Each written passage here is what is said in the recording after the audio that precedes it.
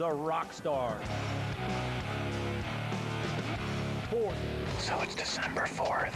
No. It is. No, it's January. Yeah, it is.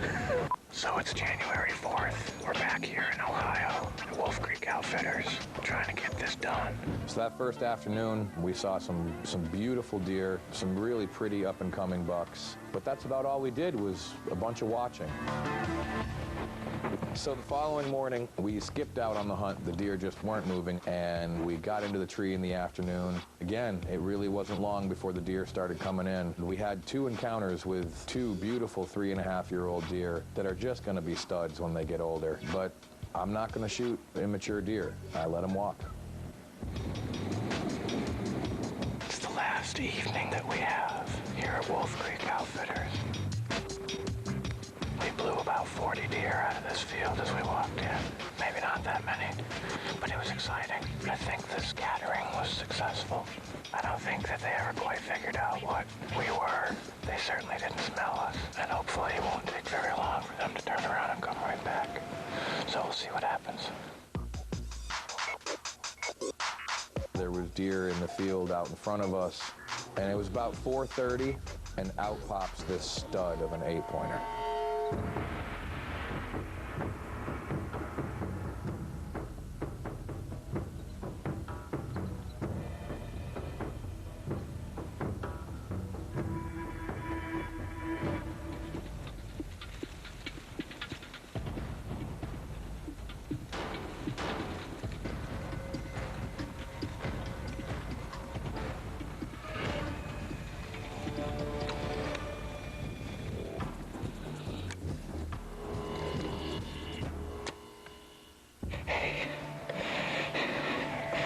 Buddy, that's right. That's what we worked for.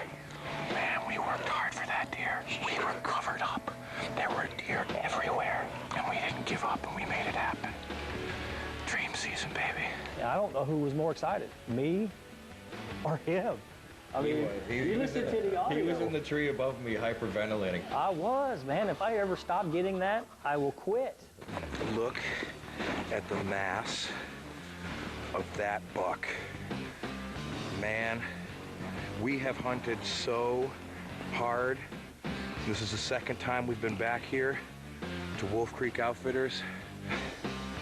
I am just tickled to death. I gotta say thank you so much to Glen Simpson. He gave up his whole hunting season this year just to make sure that I was out in the woods. Man, thank you, buddy. Yeah, I'm proud to do it, bro. Ben Rising and Jared Hawkins have been so diligent and have worked so hard to put me on deer, and it seemed like tonight nothing could go wrong. Look at that deer. After so many days of sitting in the tree, of Aaron passing up 3.5-year-old 140s, and then we get a 150 class 8-pointer coming right at us after making the decision where he could go up to the other bucks or come down to us. And we pulled it off. And then for it to be the first deer that I had an encounter with on the first 9 days of the hunt, and be the last deer that I had an encounter with on the 12th and final day of the hunt. It's like just coming full circle. It was amazing. Pretty cool. The team's prep. Aaron finally get a deer in the ground. I've been rooting for Aaron the whole season, and I'm waiting for something like this to happen, something for him to fall his way. He's been hard after it, and he just needed a break to come his way, and he got it.